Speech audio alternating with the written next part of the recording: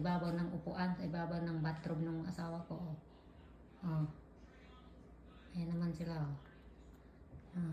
Yung isa natutulog. Isa naman nakaupo. Nililinisan niya yung kapatid niya. Si ano yan, si Princess saka si Cloud. Ayan. Pinagalitan ko sila isa-isa. Paano? Hindi tumanda. Ulitin nyo pa yun, ha? Hindi ko gusto yung ginawa nyo.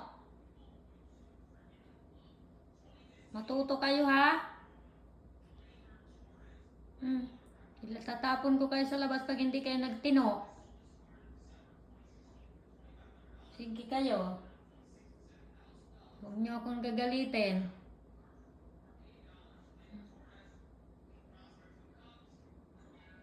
Huwag mo akong gagalitin para hindi ako magalit. Magbago magtino kayo. Makinig kayo.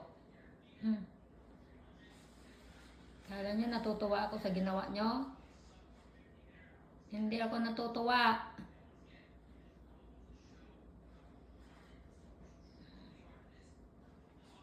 Ulitin nyo pa yung dalawa.